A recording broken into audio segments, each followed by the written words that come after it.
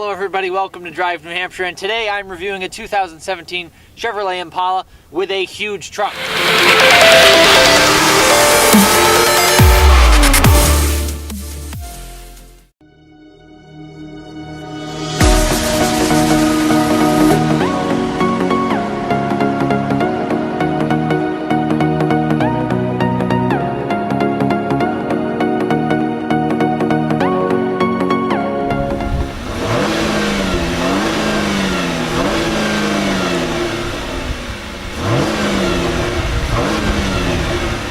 Alright, ladies and gentlemen, today we are in the 2017 Chevrolet Impala Premier, the Impaler.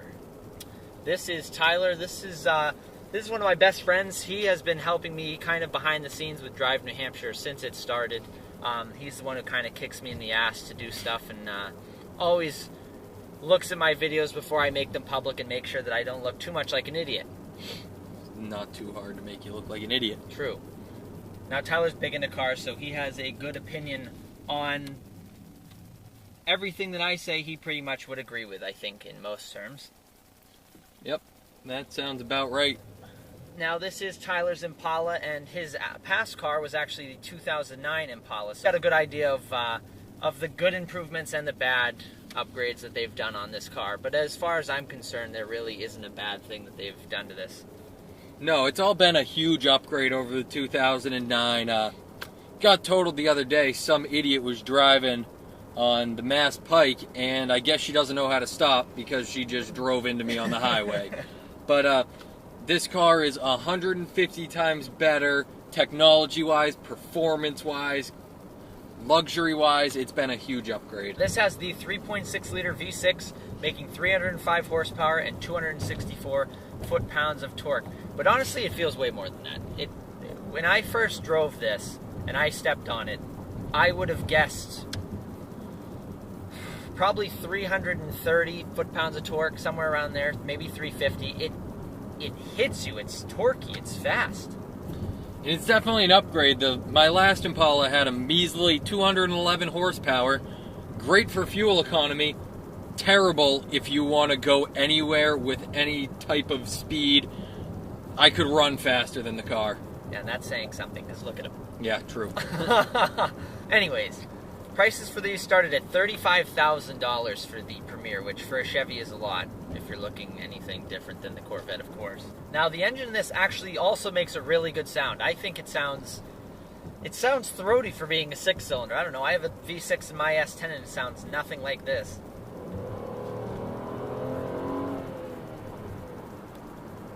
It's so nice. I really don't have many bad things to say about this at all. I mean, I haven't really thrown it into the corner to see how it handles, but I mean, it's an Impala. It's never been known for its handling. It's a big, luxurious American sedan. It's cheap luxury, really. But is $35,000 cheap now? Yeah. 35,000 is pretty cheap now. You can barely get a BMW for that price off the lot. Interior-wise, I mean, it's very simple. It's elegant. It's still Chevy.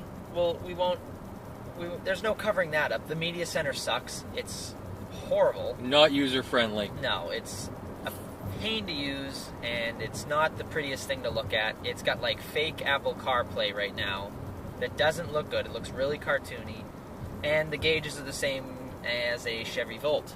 Yeah, you're going to get much better user-friendly access, more visually appealing access out of the Ford Sync system as opposed to Chevy MyLink or whatever it's called. But it works, but it's just not fun to look at. Now, the steering wheel does have all the functions you would need, except for these arrows, which make it confusing, because usually, like, the BMW has a plus and minus for, of course, volume up, volume down, and then it has arrows for those actually change the presets. This one, the up arrow changes everything on the steering. I mean, on the infotainment system in the front between the gauges, and moving it side to side lets you bring up info, audio, phone, nav, and other options. So that's kind of odd. One of the downsides to it is where there should be paddle shifters in this car, but there aren't.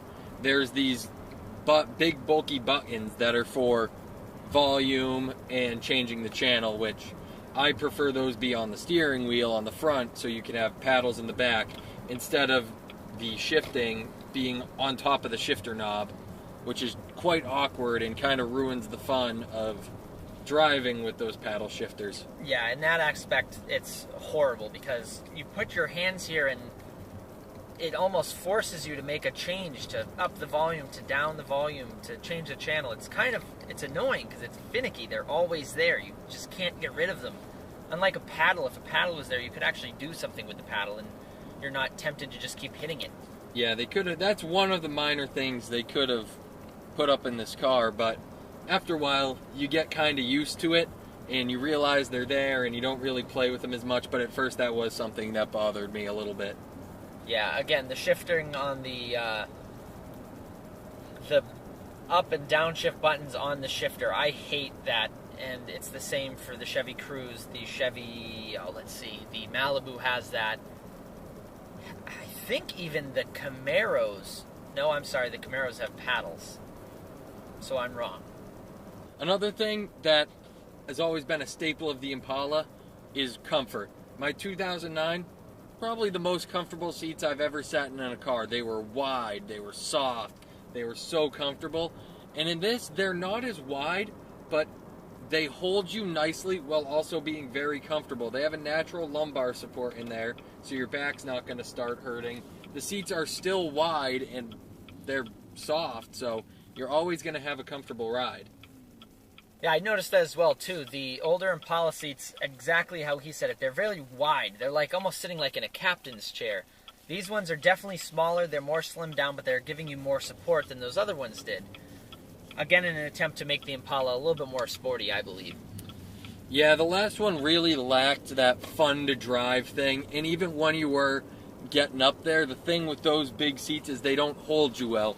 These ones do give you a little bit of, I guess, grip to keep you in the seat if you are taking those corners and all that. So as for the driving experience of this car, not relating to handling, performance, or anything, the pure almost numbness of the driving experience. I was telling him when I was just driving as a passenger in this car that it's not even like riding on rails. There's so little road noise, there's so little, the suspension absorbs everything. It's just like, it's almost like flying in an airplane. You just kind of forget that you're moving sometimes. It's quiet, it's so smooth, it's comfortable. I mean, that's not saying every bump you hit, it's like the car doesn't move, but the car moves, but it's taking so much of the hit. Everything else is just so smooth, so calm, so timid. That's the thing it did bring up on my Impala. The suspension on the 2009 was it was soft. It felt like you were riding on a cloud. But then you got hit with a body roll when you hit a sharp turn. And you're thinking, body roll in a sedan? But now, Chevy's definitely tuned it out to where you can go around a corner and have some fun, but also when you hit those natural bumps in the road, you're not getting rocked all over the place or hitting your head on the ceiling. It's absorbing a great amount, and it just feels like, he said, you're riding on an airplane. Just as you said with the body roll, in this car you can still send it into a corner relatively quick, and it doesn't lean half as much as you would think it would for such a big four-door luxurious sedan. And not many of the luxury sedans now have that. Unless, of course, you put it into the Sport mode or the Sport Plus or Sport S or Sport R. And it sounds so good. It's got quite a bit of pull to it. That's a major, major, major upgrade. Now, another thing I really like about the new Impala is the front end. I think it looks mildly aggressive for being a four-door sedan. I like these splitters in the front. It has the rubber splitter, of course, at the bottom. Has the halo headlights and the LED running lights. But another little quirk that I really like is the Chevy bow tie right in the corner. That's not something you see on a lot of cars.